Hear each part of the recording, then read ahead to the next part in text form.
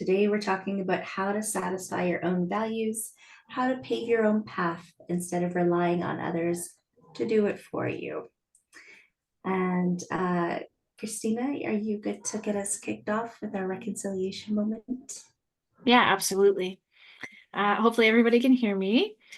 At VBL, we acknowledge that traditional Indigenous systems and worldviews are the originators of living a values-based life. We are here today rediscovering what traditional Indigenous teachers and elders have known for eons. That knowledge was stripped from them through violent colonization and assimilation practices, but their wisdom endures to this day, and will into the future. At VBL, we contribute as we each can contribute to the collective healing and reconciliation of the Indigenous peoples of the land that we call Canada. Love it. And just a quick reminder that this is being recorded, just for full disclosure. Um, I'll introduce myself first. I'm Corinne. I've been a chartered mediator for 17 years, and I'm the creator and co-founder of Values Based Living, or VBL. And more than anything in the world, I love to exploit, if you will, all the joys, the disappointments, catastrophes that happen in my life, to teach people about the power of maintaining your sense of self, sense of humor, and self esteem as we journey through the joys of life, and all anchored in knowing your values as the pathway to knowing how to have a relationship with self. Mhm. I'm Christina Morris. I've been in VBL for about 3 years now, since 2021, and have recently become an official VBL partner this past month. I love that you celebrate that, Green. Every Um, time. yeah. I've actually worked with Karina and Ali for in a past life as well. So it's great to come back into partnership with them. I am a manager of a team of 8, and in my day job, I find it very empowering to understand my staff's core values and their triggers. We just by integrating VBL's principles into the workplace, it's really allowed us all the opportunity to get to know each other, become more confident in our communication, as well as regaining control over our reactions and our decisions. I really do love this stuff, and hopefully you guys will find value here today.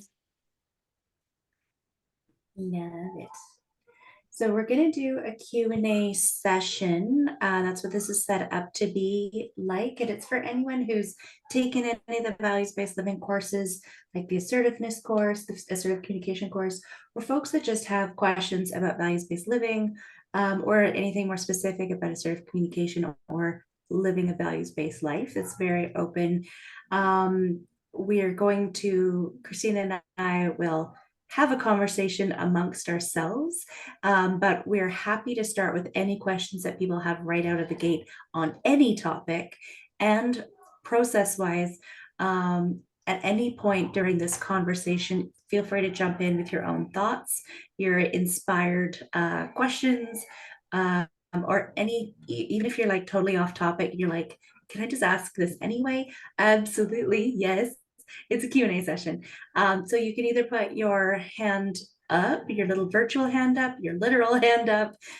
We'll be watching for either of those. And this is really like meant to be in service for the folks that come in on the call, but also for posterity. We'll go over um, how to satisfy your own values as an important topic to share and explore. And usually Christine and I go over our experiences and share like things that are going on in our lives or going on in our hearts right now. So, how to satisfy your own values? This is a really big topic, and for those of you who aren't really aware of Corinne and I's journey, this is something that we have definitely been trying to manage and to bring to the forefront. So this is really important to us, how to pave our own path instead of relying on others to do it for us. So realistically, we all hold our values and they can either be satisfied or frustrated. Um, and oftentimes we are in a space where we're constantly facing frustration in our values because others are just not meeting them, whether we're communicating or not. Um, so we wanted to put a spin on it and put the onus back on ourselves because ultimately we are the ones who know ourselves, we are the ones who know our values, and shouldn't we be the ones to satisfy them?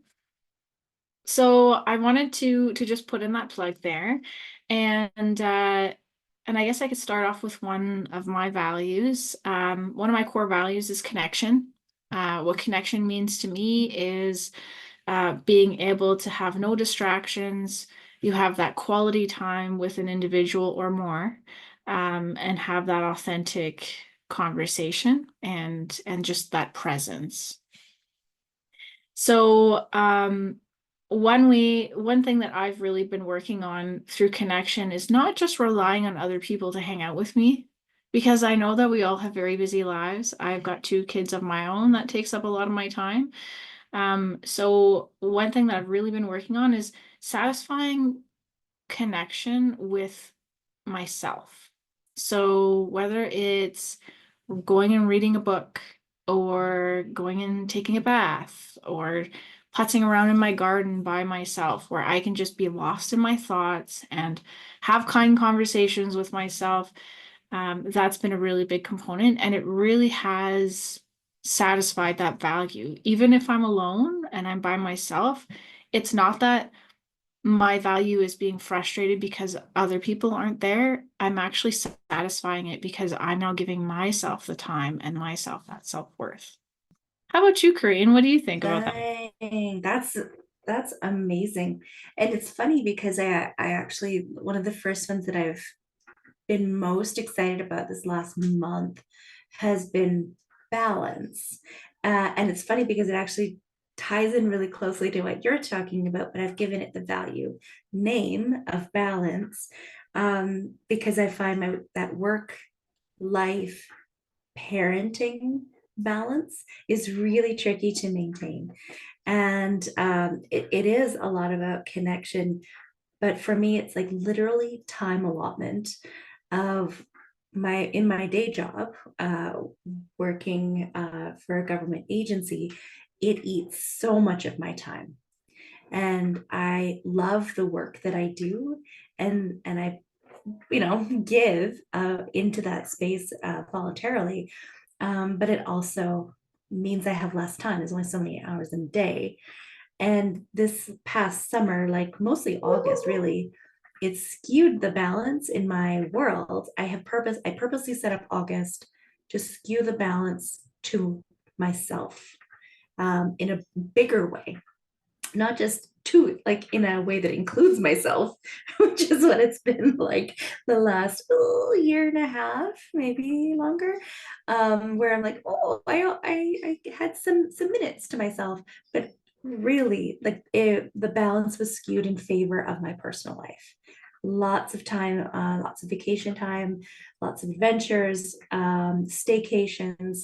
So I had that time, like you said, that connection to self, which is something when I have time, my connection with myself is very, very strong and it kicks in right away, but I don't have enough time to even activate that connection. So that was the one I was really so proud of myself for, and it was choices that I made, the way I designed my day, the way I designed, thank you, Gavin. Yeah, the way I designed my month to have finally some balance skewed in the other direction. That was really important for me just to experience that and be like, see, I knew I could do it.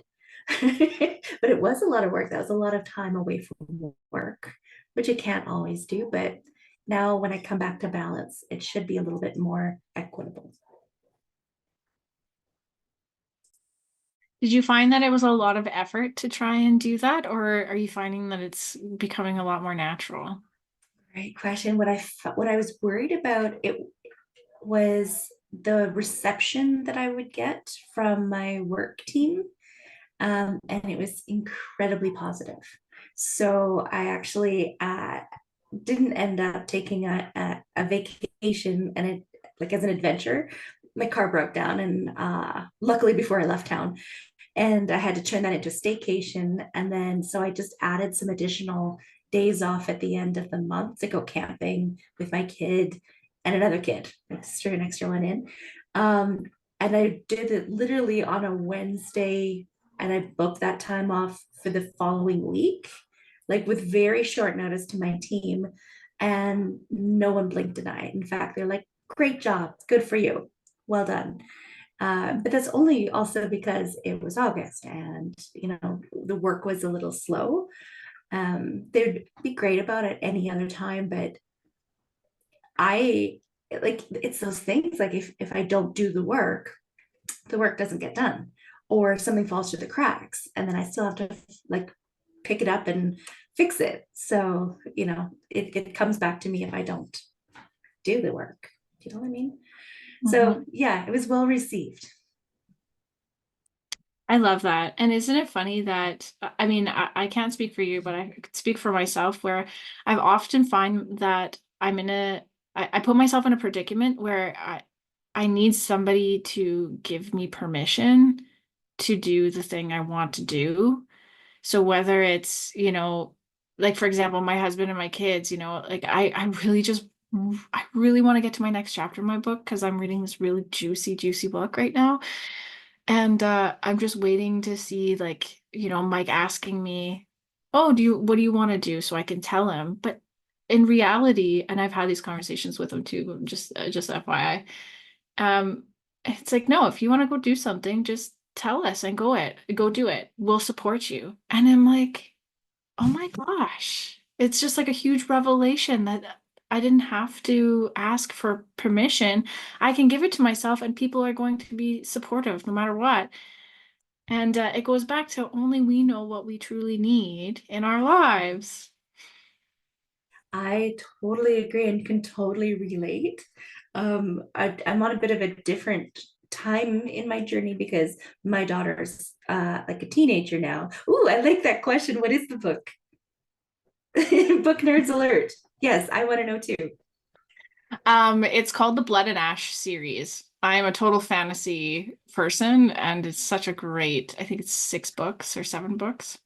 So if you like vampires and things like that and dragons, that's the book. Yeah. You had me at juicy. And it was really juicy. Yes. It really is.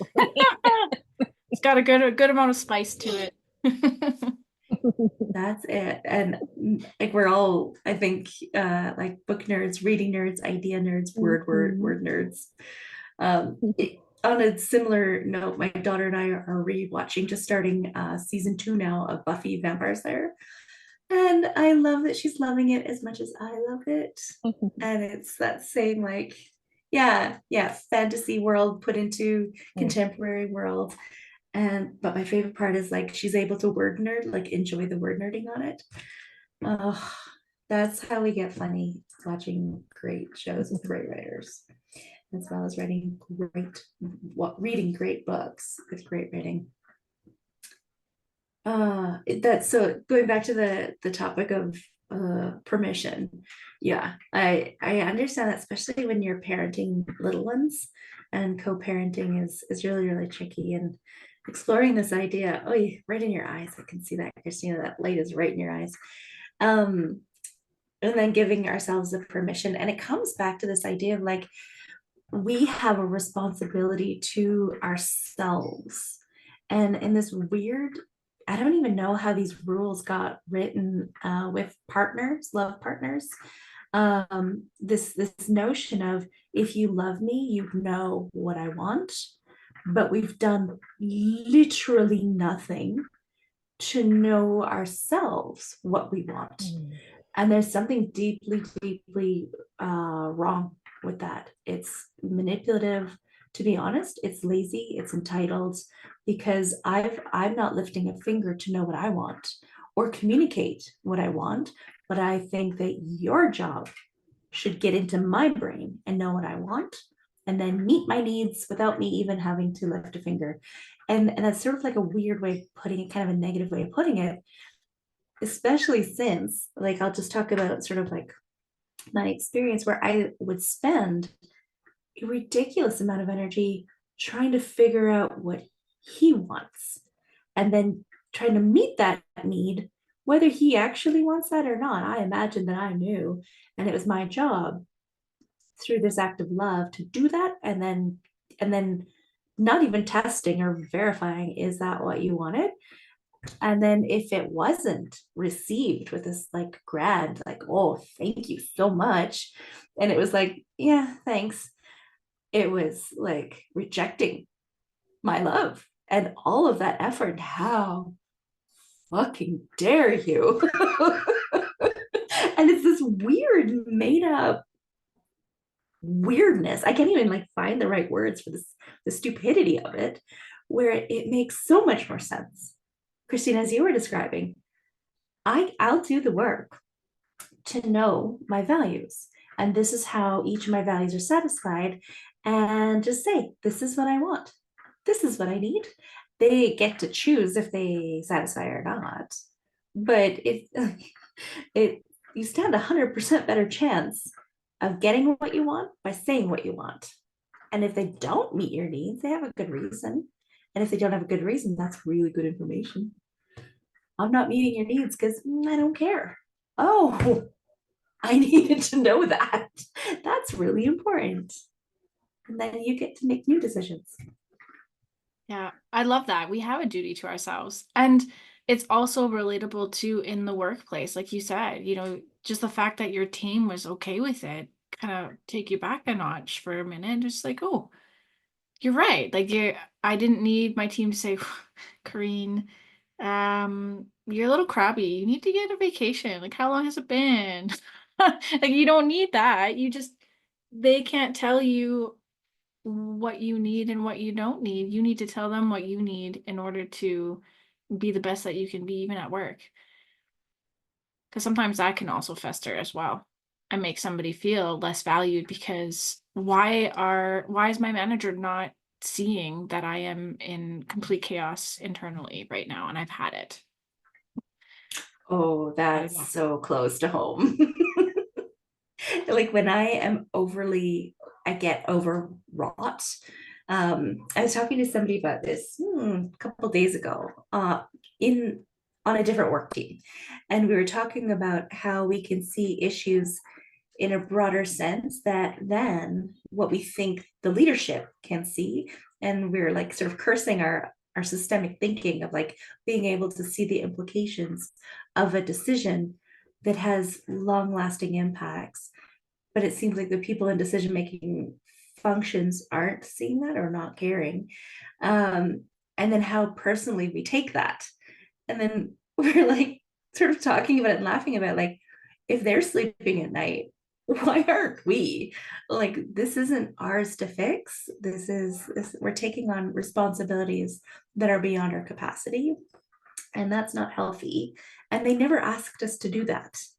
And that's when I'm doing things, so I'm aware of myself to know that when I'm starting to do things like that, I have to take a break. I have to slow down. I have to refocus on, like, I've overcommitted something, or in my world it's like hyper responsibility that is not appropriate, helpful, wanted, doing anybody any favor. So GTFO, get the heck out, stop doing that, and realign.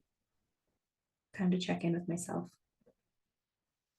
Yeah, and that almost plays into that assertive based communication, but with yourself. Hey, like you're just checking to say, hey, this needs to stop. This is not appropriate behavior, and you're doing a disservice to yourself right now. Absolutely. Yeah. Are you sure you want to go down this path? Because it's not a good path for you. I've met you, Kareen. This is not going to go well for you. Can you figure out how to realign this and get something back on track? Yeah, a really strong, like, non-self-indulgent. It is a bit of an indulgent behavior because it's what my brain wants to do, especially when it's like they don't know, they don't see, like moving into judgment, finger pointing. I know for sure when I do things like that, that is not me, and I've raised me better than that, and so that's a time to well, check in. Don't do that. That's not even who you are. And when I'm breaking commitments to myself around my own values, I have a high value of non-judgment. And when I move into judgmental space, I am frustrating my values. And now I've gotten down a pretty big spiral. And that is absolutely time to abort mission and reset the heck out of everything. Mhm. Yeah. And that's all through the lens of knowing how to satisfy your values, how to see when your values are being satisfied, and just as importantly, how to see when they're being frustrated, and being super, super honest about where am I frustrating my own values, even as much as or more than where are other people frustrating my values. I think that's really valuable too, Corinne, because realistically, you can't control other people's actions, even though we wish we could at times. But you can control how you act. And so if you become cognizant of, okay, this value is frustrated, and am I frustrating it? Is there anything that I'm doing that I could change? 9 times out of 10, the answer is yes. Even though, yeah, there's other people that are frustrating it, but even if you can change the one thing to at least bring you a little bit of peace of mind, or that satisfaction of that value will definitely make a huge shift. Absolutely. It's even more important, as you said, one, because it's in control, but when we frustrate our values, it's more your unconscious self. And that's where a lot of our values live, is in that unconscious world, is highly aware of ourselves frustrating our values. And it's 10 times more impactful. And wherever we're noticing that other people are frustrating our values, there's a really strong chance that we're frustrating our values either through, like I said, my value of non-judgment really gets activated and harms me, harms my well-being. Also, if I am permitting something, and I'm permitting a behavior that's against my values being perpetrated against me, crummy that they're doing it, worse that I'm permitting it. And it's not like a judgment of who's worse, but it's worse in terms of the bigger impact to me, because I am the one that can control that, and I am the one permitting it. And where it comes to controlling others, I love that comment you made, Christina. We can't control others because that's called manipulation. And that's also going to harm our values around autonomy, values around sovereignty. If I'm manipulating someone, even if I'm not aware that I'm manipulating them, my subconscious is aware. And it's stacking up frustrated values around controlling somebody else's autonomy. And that's going to start to leave a dent. So, can you give an example, Corinne, about how you can identify when you're frustrating a value and how you could potentially like change it? Totally. So the process, we're going to be releasing a journal book that goes through this process, and it's really like taking like that frustrating incident and cataloging which of my values are being frustrated, and with each of those values that are frustrated, looking at first and foremost, where am I frustrating those values? Because the chances are I can identify those, and it's super easy for me to say, Janine is frustrating this and this and that and that and that and that. And then but before I'm allowed to figure out and catalog all the ways that Janine is kicking my butt around the block with each of those values that she helped me identify. First, where am I also frustrating and maybe satisfying, but where's my interaction with that value on the topic of this frustrating situation? So, for example, let me think of one. Somebody is disrespecting my contribution to a project that I've been on for a long time, and they're coming in new to the project, and they're like dismissing my authority, or like not authority over the project, but authority over my expertise. And so first and foremost, where am I disrespecting my authority on this topic? Where am I disrespecting my experience? And so then and that's a weird question to ask yourself, but then I'm like, hey, did I share that I have experience and expertise on this, or do I just assume that they should know that I have this experience and expertise because I am green? So like it falls apart really quickly. And then, but it actually comes together really quickly where I realize my ego was having a little bit of a tantrum, but I also missed the step of standing in my authority and my expertise. They didn't ask me for my opinion. Why didn't I just offer it though? Where did I say, hey, you know what's funny about this piece? I know you're not asking me the question, but I think it's really important that you know that I have some expertise in this area. Do you want to hear my opinion? And if they say no, okay, now they're frustrating.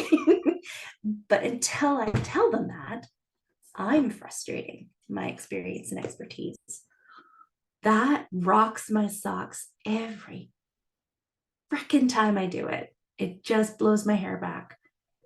And I know I'm about to get my hair blown back, and I have to do it because I'm so mad about something that, and when I'm that upset, it's more about something I've done, and I'm projecting it.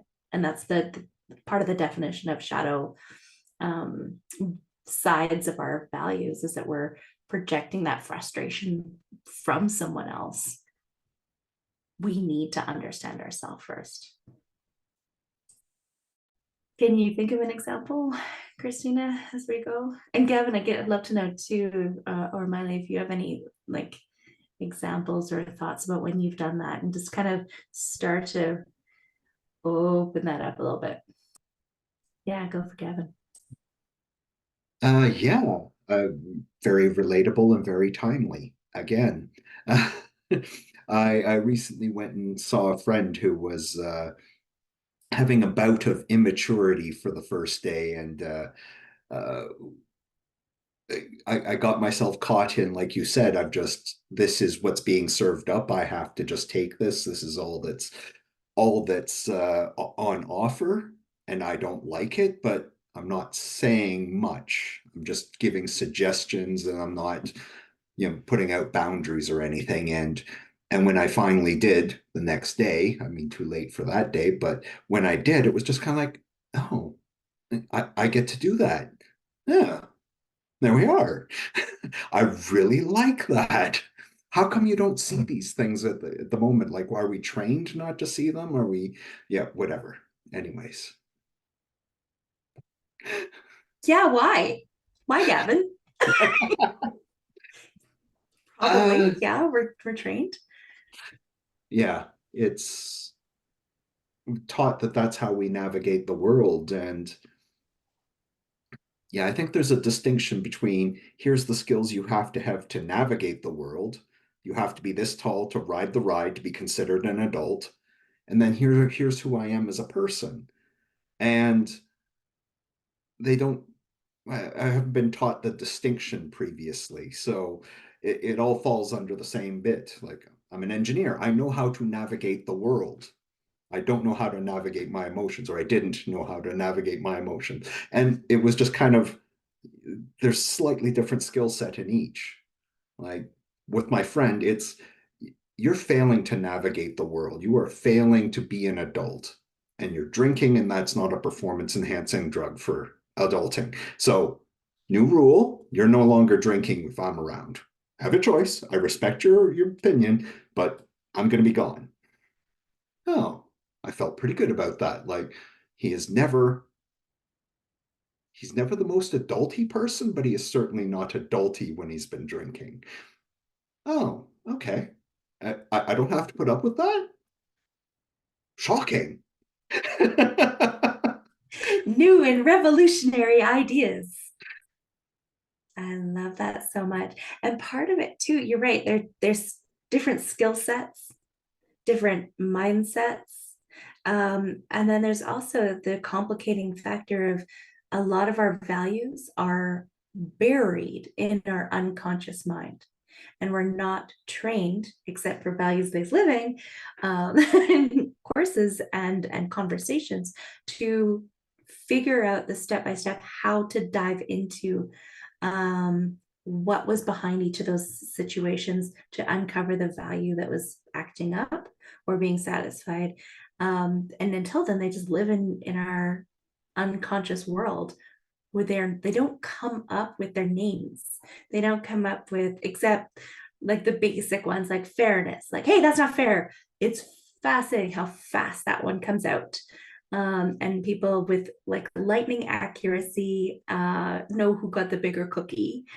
At a very young age, that when we have articulation and words and like a safe, confident space in that one. But there's no reason why any of the other ones like autonomy or competence, connection, why those aren't just as fast, but they're not.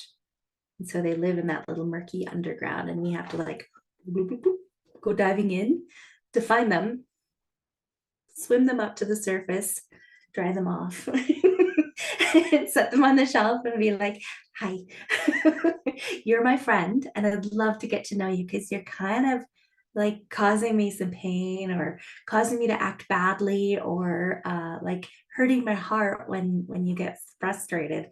And I'd really like to get to know you better and be able to talk to other people about how important you are to me.